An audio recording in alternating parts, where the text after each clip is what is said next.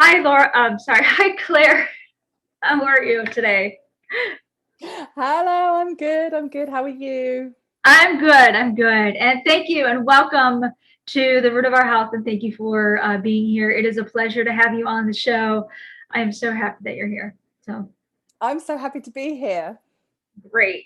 So I love to start the episode kind of fun and light and airy. So I usually ask my guests 5 quick questions. It's just to my audience, just to get to know you a little bit better. So how does that sound? That sounds amazing. Yes, I'm in. I'm Awesome. in. Awesome. So where did you grow up? I actually grew up in Germany. Yes, in a small little town in Germany that no one's ever heard of, but I do say that it was about 20 miles away from where they brew the Beck's beer. And then, Hey, and then we moved to England when I was 7. nice, nice. And so now where do you live now? So I live I live in Portsmouth in the south of England. So I just literally have the beach at the bottom of my garden. Yeah. So It apparently it's sounds warmer. beautiful. Yeah, it's lovely. Wow. So I guess on those days that it's just like stressful, you like to go out and just be by the beach. Ah, I love it. So what are or who are your 2 top mentors? Oh, that's a really good question. Currently, I really pick and choose from a lot of people in different industries because I'm interested in so many different topics, and I kind of just really focus in on people who are speaking my language. I tell you, actually, who I do watch a lot of is Russell Brand, and I don't know if you know of him. Yeah, Yes, yes. because I find the way that he has transitioned from being that very kind of gregarious, out there, loud-mouthed personality to now really having found structure, discipline, spirituality, questioning. I love that. So yeah, so Yeah. probably him. And I can't think of anyone else specifically. I'd mix and match. Yeah, I just actually recently heard him on. I don't know if you're familiar with Lewis Howes. So he has a podcast. So there's a American Lewis Howes, and he was on the podcast. And yes, it's like a 180 from what you're used to what he is now, and it's just Yes, it's beautiful. It's a beautiful it transition. so is. I actually had the pleasure of meeting him before all the craziness started. So at the end of 2019, and he has got that incredible presence, Mhm. which of course is such a gift to be around. Yeah, very nice, very nice. Mm. So, what are you most passionate about now? Everything. I think I'm most passionate about is busting through the health myths that are really plaguing the health industry and are leading people down the path of ill health on a really big, regular basis, that I get very ranty and soapboxy and passionate about. Oh my goodness. We're going to talk all about it this episode. So, cannot wait because you and Brilliant. I will be on our big soapbox and we'll just have a good time. So, Amazing. amazing. And the last question is, what is your superpower? Totally feeling when somebody says something or does something that is not in alignment with their full potential. So like my name is obviously it's Claire, which means clarity, and I feel that that is absolutely what I bring. And it can be quite challenging for the people who are close to me, because it's like, because it's not about my opinion, I just feel when they're out of their alignment, and yeah, hold that in my mind. Nice. Nice. Well, it's a good thing to have too. I mean, some people might not like it because, sometimes the truth hurts. But it's also a good thing because, if somebody is looking for clarity, if somebody is looking for, you know, what's going on right now, all they need to do is talk to you and you bring it out to them. And it's obviously it's a great gift to have because it's like, I see this in you and I Yeah, see the yeah. potential, but this is what's going on right now. So we need to work on this. So Absolutely. And what's great is I can get away with not ever really having to give my opinion, because right, it's never about my opinion. It's about, well, I'm feeling this. Have you noticed how you've said this, but you're doing this? Should we talk about that? right, right. Is that something like spiritual that you have gone through before, or is this just something that you've always had? It's definitely something I've always had. And I know there's a lot of talk now about being an empath, and that is absolutely something that I experienced a lot as a child, and actually probably ties into my story a bit. And one of the reasons I ended up in trauma was because there was a lot of gaslighting. I really struggle when as a child, I could always tell when people weren't telling the truth. I just knew. I could feel it. You can feel it, can't you? Yeah. And Yeah. but as I went more on a spiritual journey to find myself, then it definitely, that intuition got much more honed. And once I was able to break down my ego, my opinion, my beliefs, my values, and actually really sort of sit in just what I'm feeling right now, then it definitely got stronger. Nice. It's a great thing to have. Mm. So let's do that. Let's dig into your background, your story. I want to get to know you a little bit more. So does my audience. So tell us a little bit about your background, your story, and how did you get into what you are doing today? So my story really begins in 2004 when I had my daughter. And it was, I mean, I was quite young compared to a lot of people having children now in their sort of 30s, into their 40s. I was late 20s, and I had my daughter, and it was the most horrendous labor and horrendous birth trauma. And we both nearly died. And I remember waking up in the recovery room, and they tried to give me her to hold, and I literally couldn't. I couldn't hold her.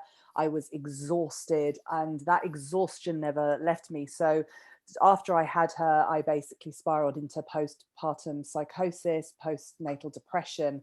But I was kind of didn't really notice any of that. The bit that I noticed was this horrendous chronic fatigue, chronic fatigue. I would just be literally crawling into bed at any given moment, and that is not easy to do when we've got small children. Mm.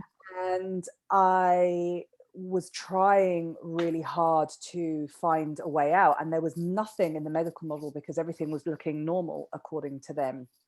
I did have a doctor recommend counselling, which was handy at the time, but nothing that was going to go anywhere near the fatigue. So I started getting into just exercising and eating a bit better to try and do something. And I then ended up randomly doing an event marketing. You have Lara bars in the US. They're called Naked bars over here now. And I was marketing them at a big event, and someone said they're doing kinesiology tasters upstairs, and every single hair on my body stood up on end. And I went upstairs, and they said, "Did you want a taster of this therapy?" And I went, "No, I want to sign up to a course." And I had no idea what it was. And there I was in the midst of chronic fatigue, turned up at this course, had absolutely no intention of having a career change because I could barely make it through a day in the office, and then just realized in that first weekend it's what I was put on the earth to do. And it took a long time for me to get well. In fact, I didn't. That was very frustrating. I was doing everything right. I was supplementing. I changed my diet, eliminated food intolerances, doing all the things.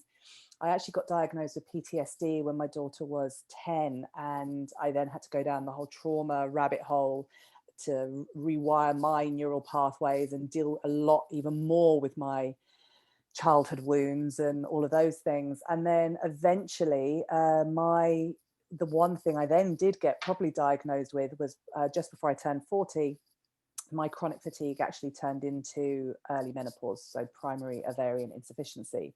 So I was then thrown into the maelstrom that is early menopause. And again, by this point, I'd been a practitioner, 10 years. I'd had a very successful clinic. I'd been teaching up in London, doing everything right. And like, why can I not sort myself out? Why? And I mean, none of the HRT I was put on was working. And of course, because underneath it, the bit that hadn't been fixed was the underlying adrenal shock, the adrenal fatigue that had put me into the chronic fatigue in the first place.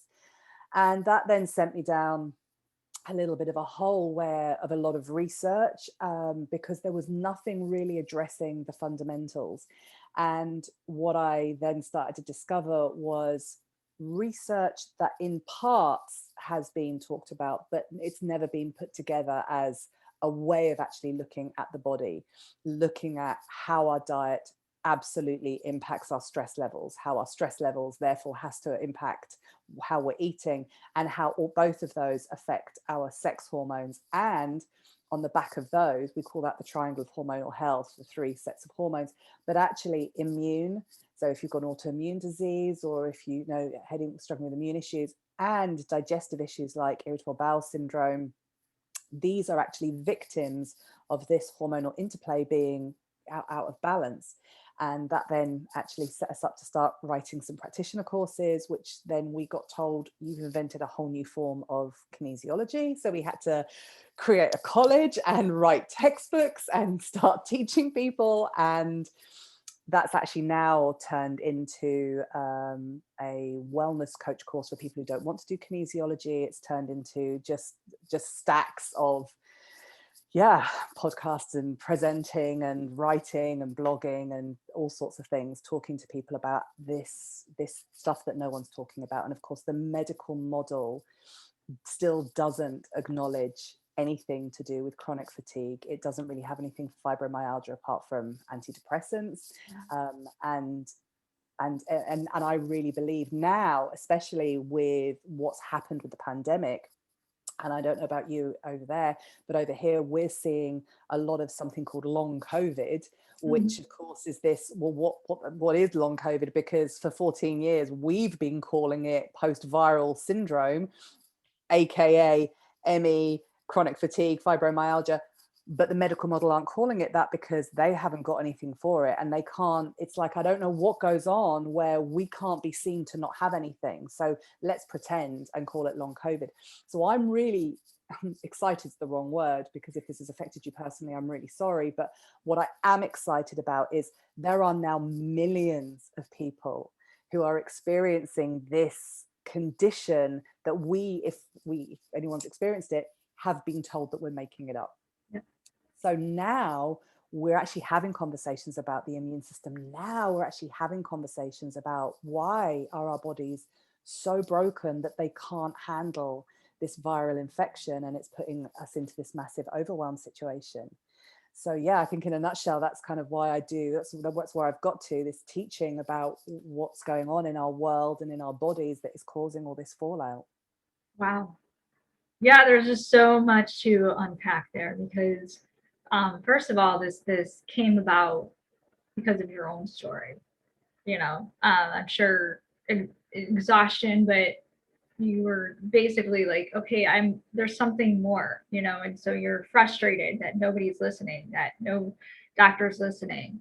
And it's taking it in your own hands. Now, question I have is, did you finally get to a doctor, or did you do this all on your own, like recovery? So a bit of both. Once upon a time, I would have loved to have said that I did it all with herbs and vitamins, but that has absolutely not been true. The medical model HRT didn't work for me in the slightest. So I then ended up working with a functional doctor who works with the bioidentical HRT. So I have had medical support, although it's fringe medical and it's still not recognized by the very conservative medical model, bioidentical hormones over here. I think it's the same over there as well. But I have needed medical intervention because my insomnia got so bad. That was the worst menopause symptom that I had. The irony that I'd had chronic fatigue and could have fallen asleep on a washing line and then just couldn't sleep for a few years. So there were a few years where I was, just sobbing in the GPs going, you have got to give me some, just even if it's occasional sedative so that I can sleep. And again, that would have been an anathema to me. I do everything naturally. It's like, actually, there is medicine has a place. No, it does, and but I think you also took the right route in your journey here, because I am in functional medicine as well, and it's getting to the root cause. So knowing that, yes, conventional medicine is definitely well needed in this world. We need it.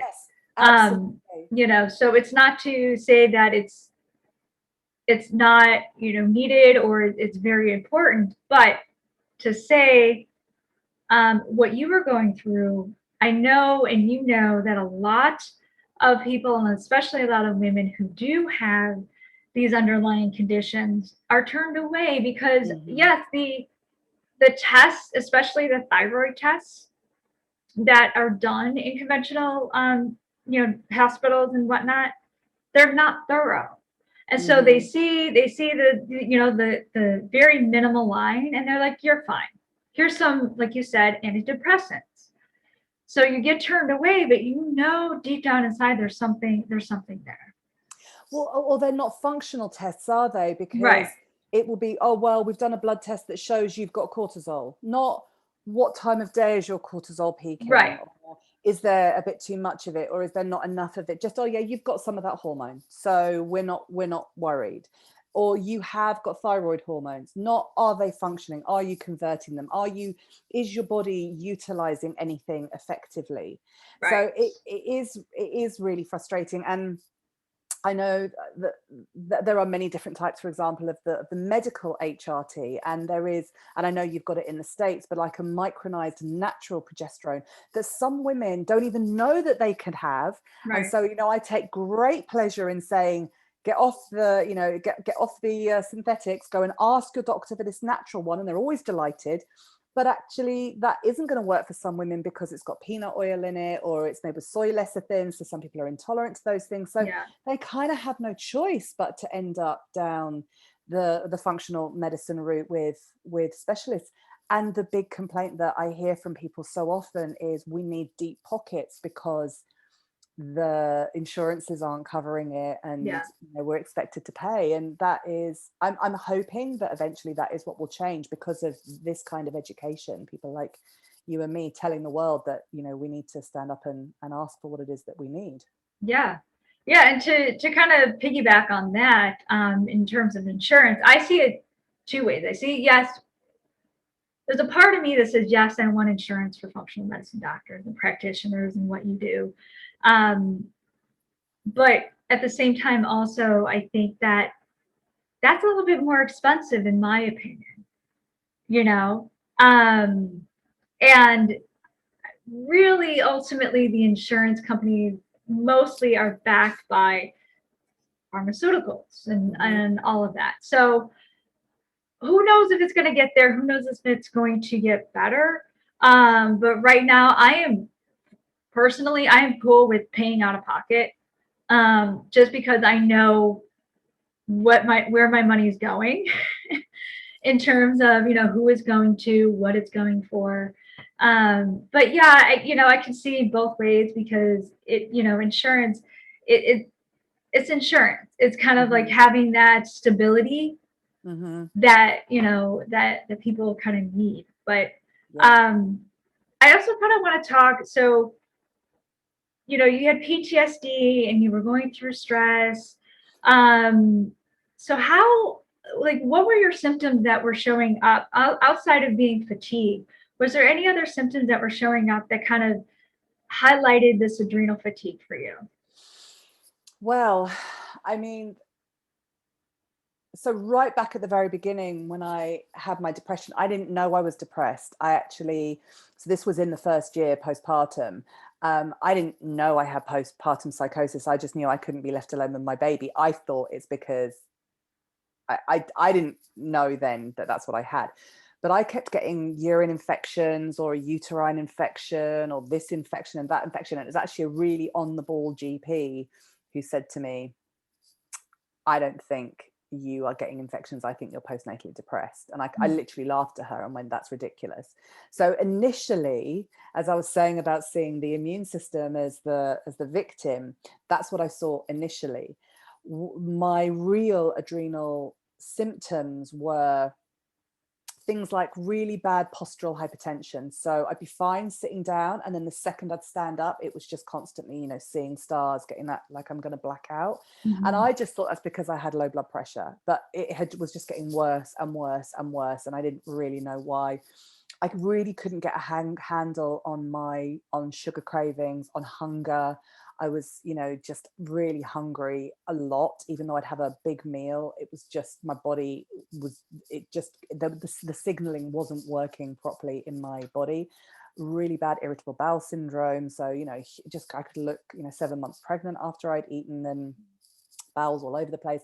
migraines, headaches. There was so many bits and pieces that separately you could take to the doctor, and there'd be a, you know, medication for this or go do this, but actually no one was looking at it as, this is adrenal fatigue, and with your history of depression and with that big birth trauma, this is adrenal fatigue. Yeah, no, exactly.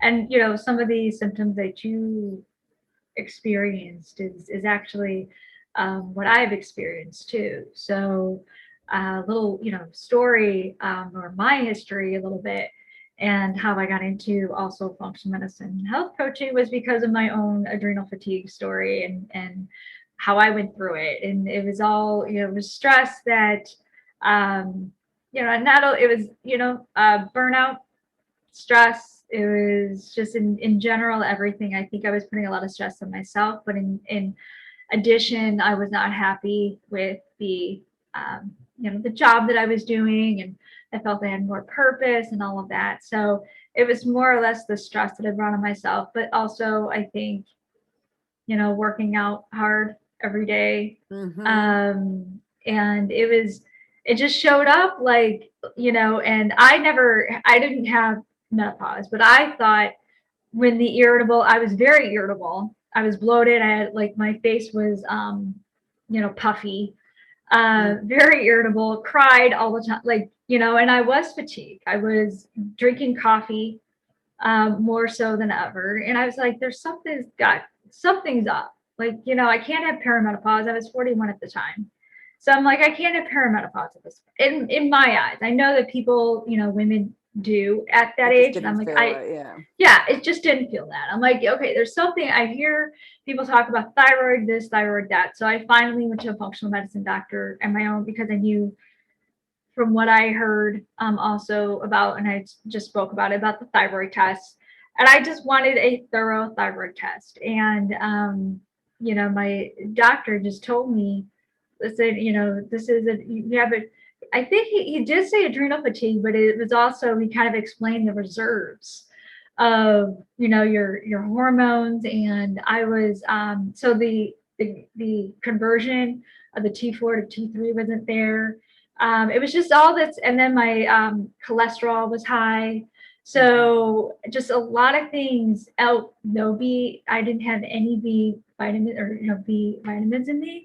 Wow. So there was no energy, and it was just like an aha moment. Yeah. And, you know, and what you were talking about also about the food.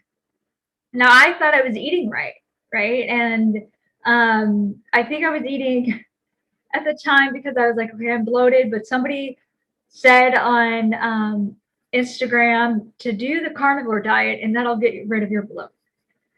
So I'm stupid, and I'm like, okay, I'll do it, you know, and that actually exacerbated everything even more.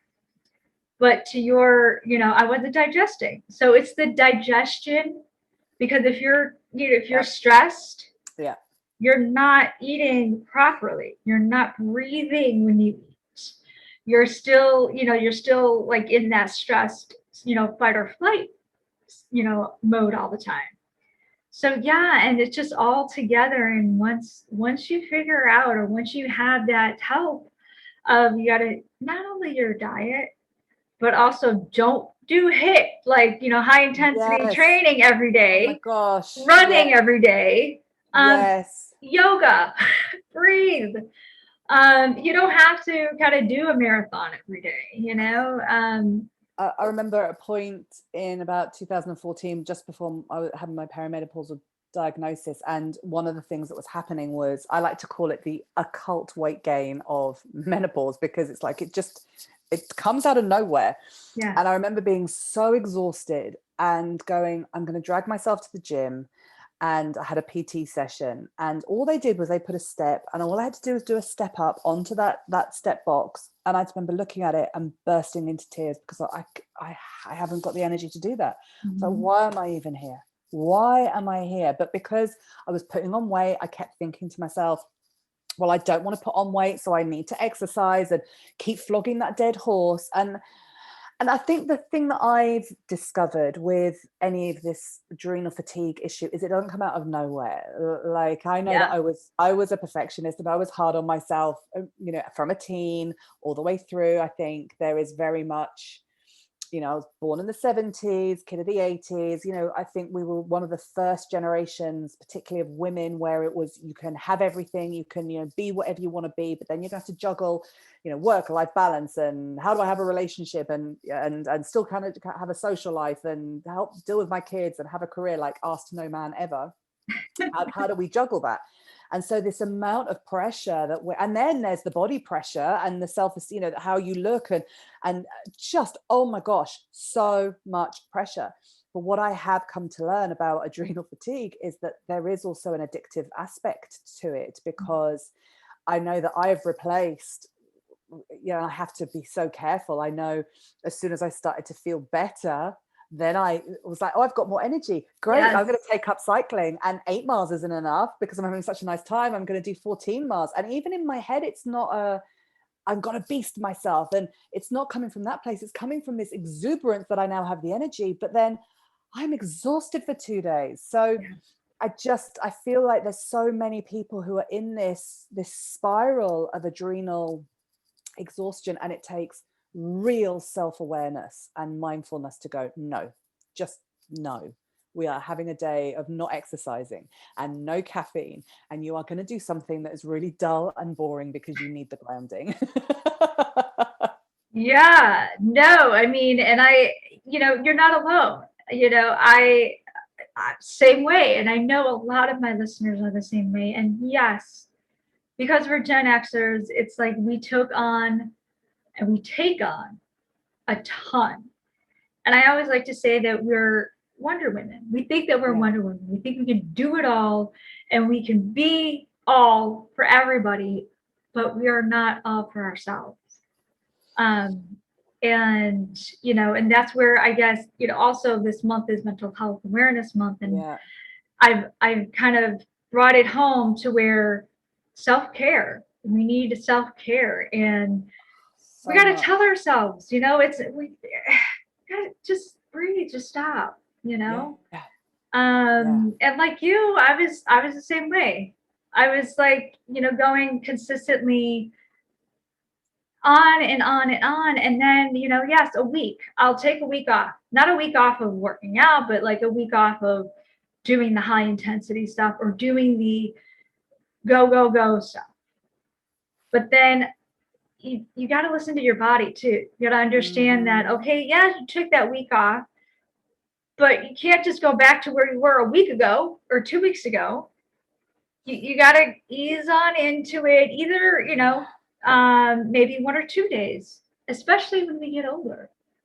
I think Yeah. we have a hard time um, understanding that transition, Yeah. right? So how was Yeah. so you had early menopause. So Yes. how has it been in that Horrendous. transition? In I'm sure it's horrible. I know, like again, a lot of my listeners are, you know, midlife or, you know, going through it, even perimenopause. So I haven't experienced it yet, but I'm just kind of curious of how's that going for you? God, it's never ending for me. So I'm Right. very aware that, you know, I was talking to one of my students today, and she's 57, and she's just started to get a little bit of the vaginal atrophy, so pessaries. And I'm like, I'm like, how's that going? She's like, they're great. And I went, you're so lucky. Like, I'm so happy for you that it's just been this easy peasy menopause, like no issues. And that says, and she is a very zen, very calm, very grounded person. I said, that just says tons about how you went into this in the first Yeah. place. Yeah. And so there are people who, you know, sail through it, and I'm utterly delighted for if that's your experience. And there are a lot of women who really struggle. And for me, I think because the premature menopause came from trauma, now that I found the right hormones, my body is like, I'm not actually through the menopause. So it's just been this protracted 8-year sort of thing. And of course it could go on. I've just turned 45. It could go on for another 10 years. So there's what's great So my experience of it has been really challenging, and I have had every single symptoms out of the top 50 symptoms of menopause. My least favorite. You're the face of it. Do you know, it was a few years ago when I actually went to a conference in Miami, and at the time I was still very much a general practitioner, and I realized I was in a room of 250 women, most of them perimenopause or peri to postmenopause, and I was listening to them and their issues and how no one knows anything about it, and I went, I have to actually now be the poster girl for menopause. And what was awful about that was, was that at the time I just left my ex-husband and I was dating, and I was like, oh gosh, Oh, I've now got to go on dates and people are going to ask me what I do, and I'll go, I'm a menopause expert. I'm like, that's a great first date. isn't it? I was like, I'm going to sex it up. That's okay. I'm just going to be the face of transitioning sexily. So there's beauty in it. There is absolute beauty in it, and I do a lot of Clubhouse talks and a lot of podcasts for women over 50 about menopause and the positivity in it, because there is absolutely no way you are coming through it the same person, and the opportunity here is to embrace the archetype of the incredibly wise woman. And, as we lose our estrogen, we lose our capability to caretake. So guess what? Boundaries are like this. And of course, they're coming from radical self-love, because our menopause won't allow us to railroad over ourselves. And then the wisdom that comes with that's almost like our ability to find information and words switches off.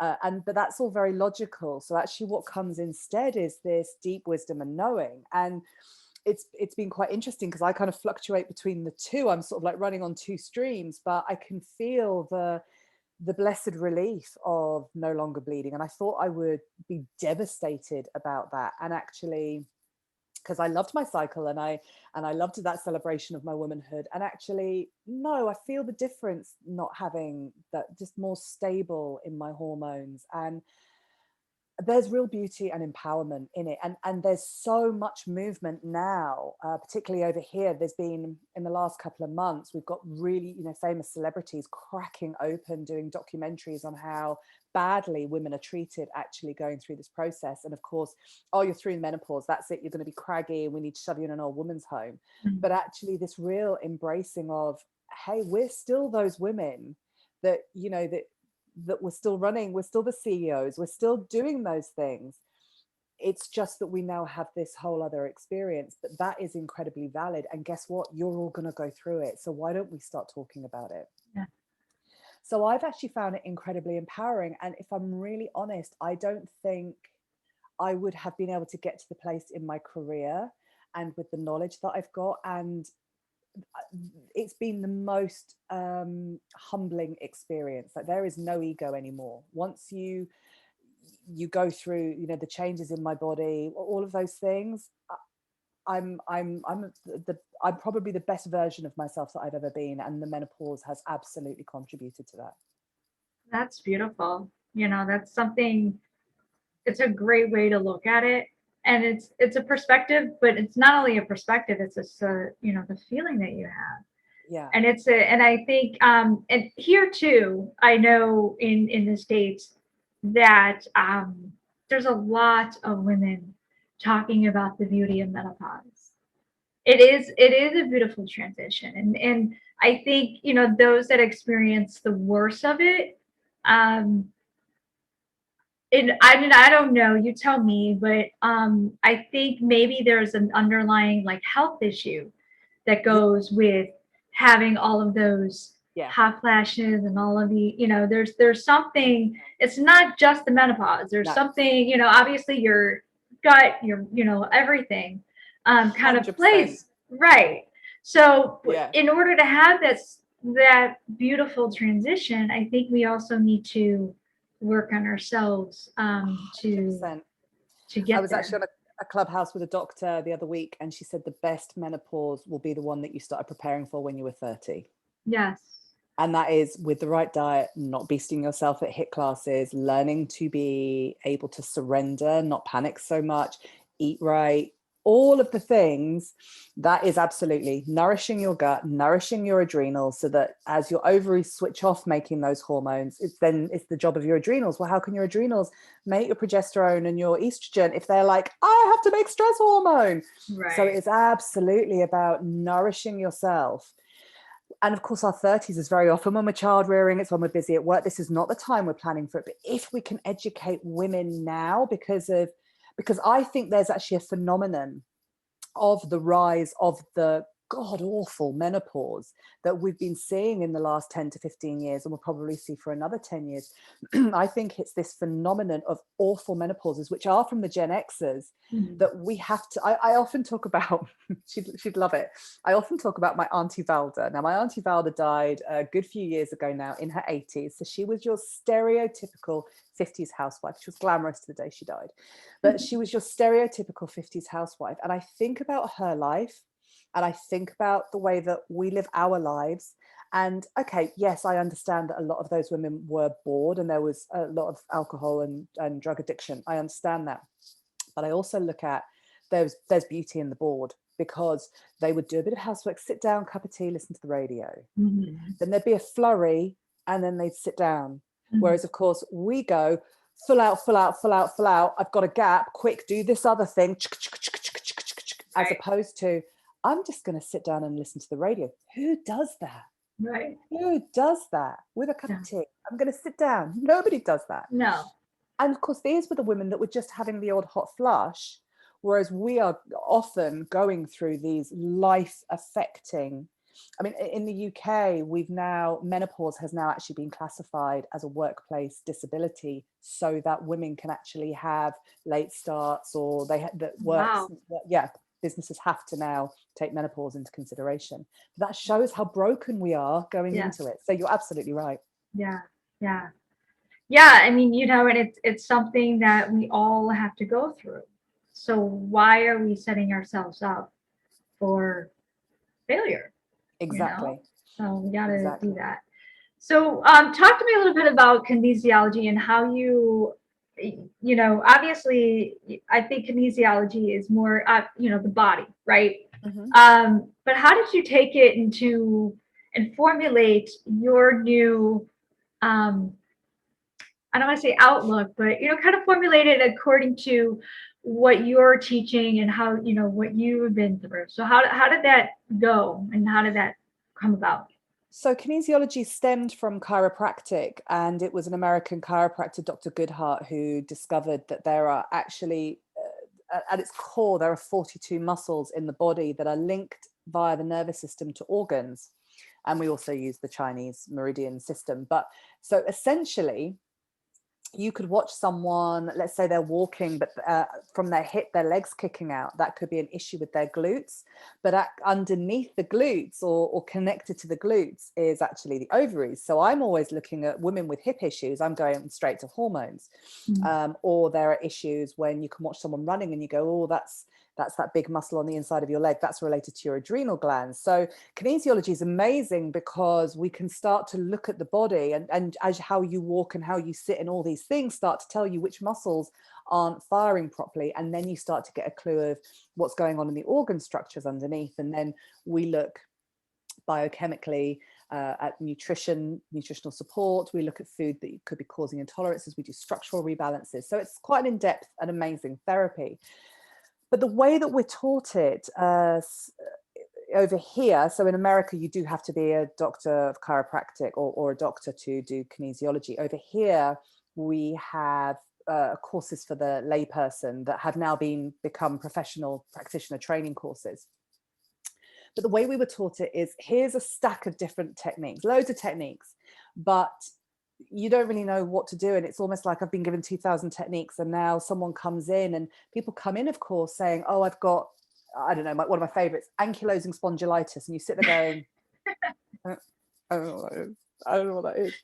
And so what we then did was we started to see that there's lots and lots and lots of practitioners. And equally, we also started to see a lot of people training as nutritionists, functional nutritionists. And there'd be a lot of very, very, very, very expensive testing, which we know through kinesiology. We do that with kinesiology muscle testing. But a lot of the nutritionists weren't actually dealing with the latest science, the latest research, and again, were also overwhelmed. So you get a nutritionist and they say, okay, well, adrenal fatigue, well, we must put you on ashwagandha, but actually not everyone needs ashwagandha. There's lots of different adaptogens, and there wasn't really a way of breaking down what adaptogens for what. Again, there can be a lot of overwhelm and a lot of uncertainty. Mm-hmm. And so my business partner and I are both very process driven. And so, as unsexy as that sounds, we literally sat there and went, okay, let's break this down and make it really easy. So we now create protocols for our kinesiologists to work with, and they are based on the things that people are coming with. So it's blood sugar instability, and people don't know they've got blood sugar instabilities. I was talking to a woman earlier today, and she said, "Oh, I'm always starving," and I said, "That's blood sugar instability." So talk to me a little bit more about that. Not to interrupt, we can go back, but yeah, that's something I want to kind of get into as well. So blood sugar instability, how do you test for that, or how does that, yeah, we don't even need to test for it, because you can just look at someone's diet and you can see there's blood sugar instability. Because if someone's eating granola or porridge for oatmeal in America for breakfast, and then they're having so actually a vegan diet would be a really great example of this. So I'm having my diet and it's got some chickpeas and hummus, and then for dinner I'm having a veggie curry and rice. It's like, that's just all carbohydrates. There's some protein in there, but there's nowhere near enough to be bioavailable to stop your blood sugar spiking. And I think of blood sugars a little bit like a helium balloon, that unless you weight them down, those blood sugars are going to go whoo. And the way we weight them down is with protein and fats. So a lot of people are scared of fats. A lot of people think they're being really good by not having the meat or the eggs or the fish, but there's not enough protein in people's diets. So, there's this massive increase in anxiety. Well, anxiety is actually linked to one of our blood sugar hormones. Yet there we are giving people anti-anxiety medication, but not saying don't eat toast with honey for breakfast. It's crazy. We look at the foundation of all of our work is blood sugars and how that impacts on our stress hormones, and then we work on it in this modular way so that people can actually layer up their information. And we've now created this training so that people don't even have to be kinesiologists, they can actually be wellness coaches, but following these processes and this protocol. Nice. And is this just based in UK, or is this something that you offer online? How does that work? Yeah, so the kinesiology is based in the UK, but the wellness coach is online and available for anyone to do anywhere. And it really is someone who wants to be a full wellness coach. We're really excited by it. And at the end, when you're not getting people better, then we do have some functional testing. So then we teach people to go do lab work. But my experience was I was doing everything right, Yeah. except I hadn't got a handle on my blood sugars because I hadn't got a handle on my stress hormones. So I had to deal with both of those. Yeah. Both of those. And I did, and the functional testing, I didn't need that until further down the line. I needed to get a handle on these. So actually, I think my driving passion is trying to get people to not have to spend loads and loads and loads and loads of money on functional tests. Actually, let's deal with the basics first. And then see where the sticking points are, because most issues can be dealt with by removing a food intolerance, balancing your blood sugars, drinking enough water, having a good magnesium, digesting your food, and then reducing your stress hormones. Yeah, I'm right there with you. I had low blood sugar most of my life. It was so funny because I would get that and be like, oh, you have low blood sugar, and conventional doctors and whatnot. Okay, great. They didn't do anything about it. So then I went to this doctor, functional medicine doctor, and he's like, you have low blood sugar, and this is the reason why you're getting. I would faint. I would be dizzy all the time. My hand, like, poor circulation. Nobody said a word on how to fix it. Nothing. And No, so and if anything, it would be just snack regularly, but not right. Or on the drink right things. or drink orange juice when Yeah. you're, I'm like, there has to be some other way. Yeah. And so that's what's frustrating. And I'm so glad that you're here to, help people like this, and also create, these coaches, and create this program for, I don't know, is it just for women, or is it for anybody, men and women? It's for anybody. We actually, there's a lot of focus on women's hormones, but it is for anybody. We do have male students, but I work with men too. Yeah. But women are actually a little bit more complicated. Yeah. Yeah. Hormones and things make us more complicated. So I guess we designed it for the more complicated people. So it can definitely be, applied to everybody, children as well. I mean, the amount of children I see now with, terrifying food intolerances and adrenal issues, and their diets are awful. Yeah. You gotta get to the root cause of it. Yeah. It's, and we're not. So I'm glad that you're spearheading this and going in the right direction, and hopefully, everybody will follow suit where you're at. Because I know here, it's a struggle. It's definitely a struggle. Yeah. But I'm still optimistic on the future. So it's just going to be an uphill battle. But people like us, if we're out there talking, being on Clubhouse, being on podcasts and all that, getting the word out of how important understanding this is. I sort of see this as our Vietnam War. It's Yeah. like this is our mantle. This is the thing that we have to talk about. I feel that the Generation X, I often say this, but I believe that our gift to humanity is actually asking the difficult questions of, hang on a minute, we screwed it all up. And so what are we going to do about it? Yeah. It's about educating the next generation. And it's actually, and I think we've also brought some emotional intelligence in how we communicate. So I think we are the generation, and we might only make a dent, but at least it will hopefully start to make changes. Yeah. We planted the seeds. We planted the seeds. So, we got to watch the others grow. So that's, I love it. I love it. So Claire, where can people find you? Where can people, if they want to become a wellness coach or just basically follow you, where are you at? I'm all over the place. So what's great about me is my surname. There's only me and my daughter with it. So it's Claire Snowdon-Darling. So I have got clairesnowdondarling.com. And I'm also on Instagram, Facebook, all of the usual places. And my business is Balanced Wellness UK, or the College of Functional Wellness. And that's where we talk about all of our courses. We also have a free symptom assessor online, and we're really proud of it. It's a really beautiful bit of work.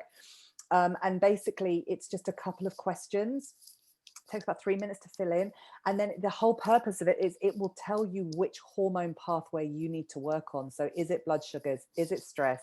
Is it those pesky sex hormones? Or is it actually something to do with your immune or digestion? But they tend to be a little bit less common, because the root cause is usually blood sugar, stress, or those sex hormones. So that's completely free. So check it out and see what the answer is, because people are often really surprised.